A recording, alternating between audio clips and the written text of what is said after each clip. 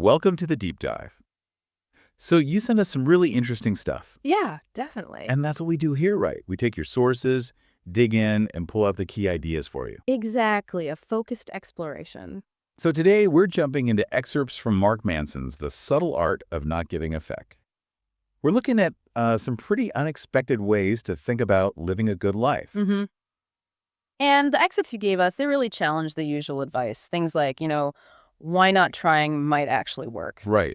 Or how problems are linked to happiness. Weird. Totally. And then there's stuff on entitlement, responsibility, boundaries, even commitment, and thinking about death. Yeah, a lot to unpack. So the mission for us today is basically to cut through all that, grab the core insights from these ideas. Give you a fresh perspective, maybe a shortcut to figuring some things out without, drowning in jargon. Okay, let's dive in. First up, this whole don't try thing seems wrong. It does. But the example is Charles Bukowski, the writer. Oh, yeah.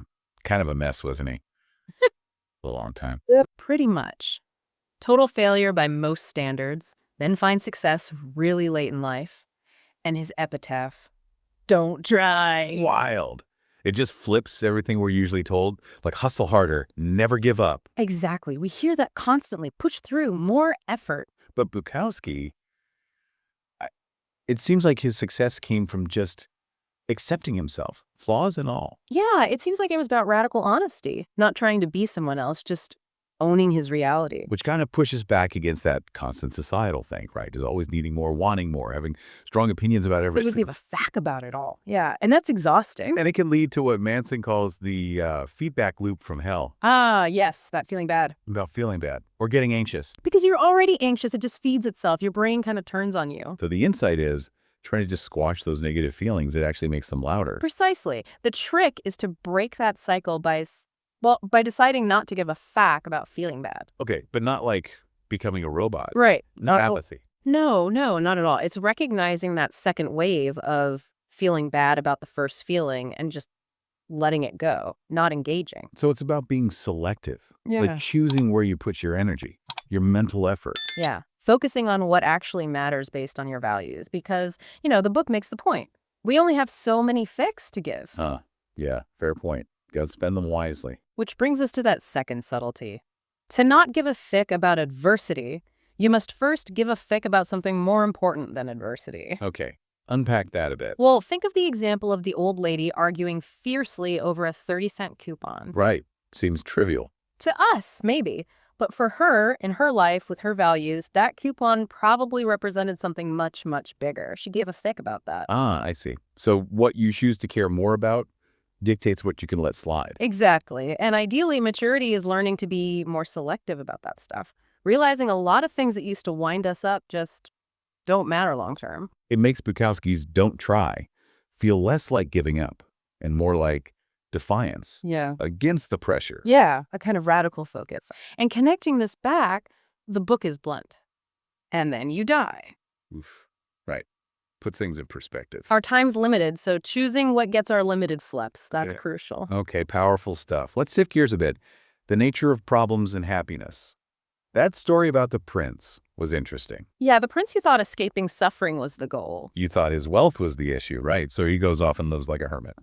But then he figures out suffering is just part of life. You can't escape it, rich or poor. And that connects to the disappointment panda idea. Yes, the disappointment panda, the sort of darkly funny mascot for the idea that life is basically just an endless series of problems. Doesn't sound very cheerful. Well, but here's the twist. Happiness doesn't come from avoiding problems. It comes from solving them. So if you're always running from challenges Yeah. or you feel like you can't solve them, That's where the misery comes in. That's the path to feeling dissatisfied. the book mentions two bad ways people deal with this, right? Like denial. Yeah, constant denial, or blaming everyone else, the victim mentality, or the opposite, just feeling totally helpless, like the problems are just too big. Both ways kind of avoid actually doing anything. Exactly. And negative emotions, they're not just bad, they're signals. Biological alerts saying, hey, something's unresolved here, pay attention. Like a call to action. Right. And positive emotions are the reward. Good job, you dealt with that thing. But crucially, emotions are just signals, not commands. Good point. You got to question them sometimes. Just because it feels good doesn't mean it's good long term. And that other uncomfortable idea that anything good also has a downside baked in. Yeah. The person you love is also the person you'll fight with. The dream job comes with stress. Stability brings responsibility. You can't have the good without the struggle. So happiness requires struggle. Pretty much. Yeah. Which shifts the question, doesn't it? It becomes less about how can I avoid pain and more. What pain do you want to sustain? What struggles are worthwhile for you? Exactly, like your example about wanting to be a musician. Oh, yeah. Love the idea of it, the reality. All those hours practicing, the frustration. Not so much. Didn't want that specific But struggle. that defines you, right? Yeah. Not the dream, but what you're actually willing to consistently grapple with. Okay. Let's talk entitlement. That feels super relevant now. The tyranny of exceptionalism. Definitely. And that Jimmy example from the book, the startup guy. Oh, the delusional one. Hmm. Thinks he's amazing, but reality says otherwise. Right. And it shows the problem with basing self-esteem only on feeling good. Jimmy felt great, but it was totally disconnected from, actual self-awareness or results. So entitlement is that feeling. Yeah. Like you deserve good things just 'cause, without the work. Yeah. Expecting the payoff without the process, effortless everything. And it feeds itself. Yeah. Right. If someone challenges You're just jealous. Or they don't get you. It builds this wall against feedback, against actually seeing your problems. it creates this bubble. I remember this thing in high school with the principal felt really unfair, powerless. Hmm. And my family wasn't great at talking through tough stuff. Looking back, I think that maybe created this low-key entitlement in me later. Like in relationships, I'd overcompensate, kind of expecting things without fully showing up. Wow, that's a really self-aware connection.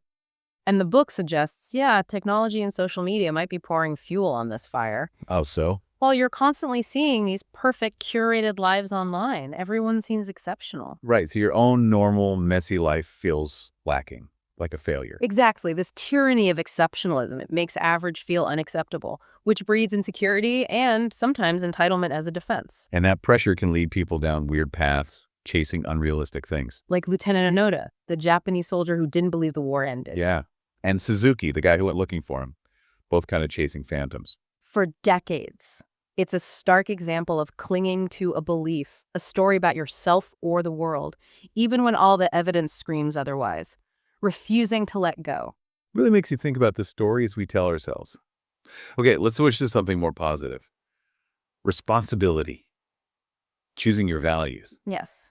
This feels like the antidote to entitlement, in a way. How so? It starts with understanding that your values are your personal yardstick. They determine how you measure success and failure. Like my story about my brother, or Dave Mustaine being obsessed with Metallica. Exactly. Mustaine had huge success with Megadeth, but his main value, his metric, was still tied to getting kicked out of Metallica, so he always felt like he came up short. Whereas Pete Best, the Beatles' first drummer, Got kicked out of the biggest band ever, but found happiness later because he shifted his values. Family became more important than fame. So self-improvement isn't just about, like, getting better abs. It's choosing better values, better things to give a fuck about. That's the core idea, and feeling like you chose your problem, your struggle, makes all the difference. Right.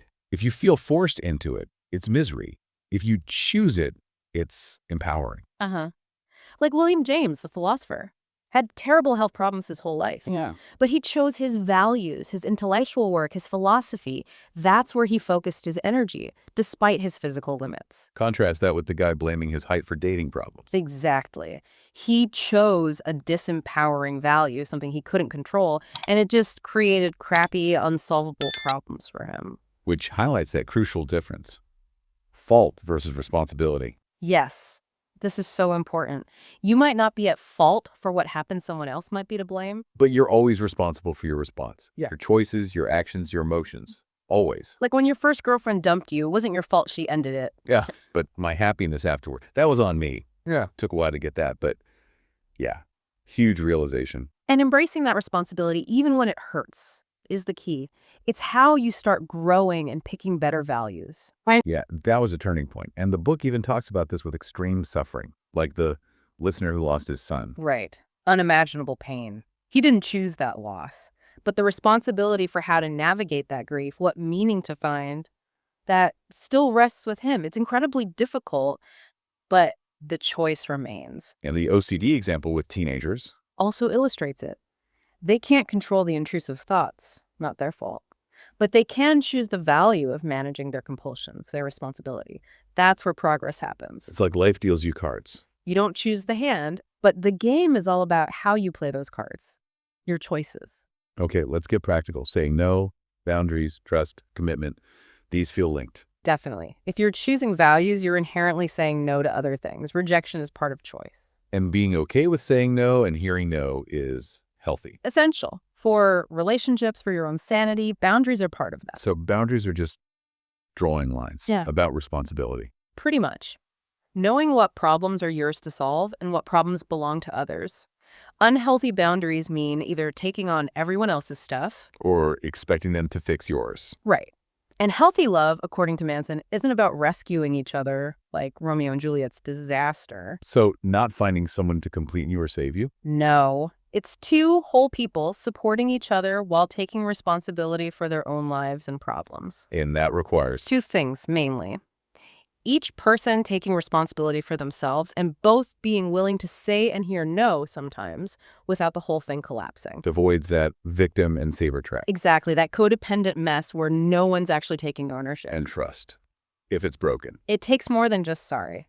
It requires admitting the flawed values that led to the breach, and then, crucially, building a new track record, showing, not just telling. Okay. And then there's commitment versus having tons of options. Yeah, the paradox of choice. We think more options, more happiness. But often it just means more anxiety, more FOMO. Right. Commitment feels restrictive, but actually choosing one thing, a partner, a career path, whatever, and going deep, that can be incredibly freeing. How is limiting options freeing? Seems backward. Because it stops the constant what if. It lets you invest deeply, get the rewards of depth, instead of paddling around in the shallows of endless possibilities. Well, saying no to the alternatives lets you say a bigger yes to your choice. Exactly. You channel your energy, you find deeper satisfaction. Okay, last big idea, and it's heavy. Confronting mortality. Yeah. And then you die. Yeah. Deep stuff. Your story about your friend Josh passing away That just changed everything. Suddenly seeing how finite it all is. puts things in perspective. Massively. Yeah. All the little fears, worries about embarrassment, what people think. It just seems so small, so irrelevant compared to the fact that life ends. Yeah. Avoiding discomfort, avoiding difficult things. It started to feel like avoiding being alive at all. The book brings in Ernest Becker, right? Death terror. Uh-huh. Becker's idea was that a lot of what we do, our striving, our values, he called them immortality projects, it's all fundamentally driven by this deep fear of death, this need to feel like we leave something lasting. Trying to deny our own end. Exactly. But Becker apparently realized later that these projects themselves can become the problem. They make us rigid, dogmatic. So what's the solution? His bitter antidote, actually becoming comfortable with the idea of death, accepting it. And that helps. Paradoxically, yes. It frees you up. You can choose your values more authentically, not out of fear or a need for legacy, but just for their own sake, less desperately. Like your experience standing on that cliff edge, confronting the vastness. Yeah, it was sort of a visceral way to feel that smallness, that temporary nature just burned away a lot of the superficial crap, Got down to what felt real. So the big lesson from Josh, from facing mortality, Was ultimately, as the book says, there's nothing to be afraid of. Not really. Not in the grand scheme. accepting death makes life lighter, less scary. It sounds weird, but yeah. It takes the sting out of so many smaller anxieties. It changes the frame completely. Okay, wow. So wrapping this deep dive up, Oh. we've covered some seriously counterintuitive ground. Definitely. The power in don't try, finding happiness in problems, not despite them. The danger of entitlement, the freedom and responsibility in choosing values. The need for no and boundaries, the depth and commitment. And yeah, the perspective shift from confronting mortality. It's not always easy stuff to sit with, but hopefully exploring it like this gives you, our listener, a shortcut to thinking about these things differently. Yeah, new ways to navigate the craziness without getting totally bogged down. Exactly. So maybe the final thought for you listening is this. What do you really, truly choose to give a fuck about? And how might knowing your time is limited change that answer, even just a little? Definitely something to chew on. Absolutely. Thanks for joining us on The Deep Dive.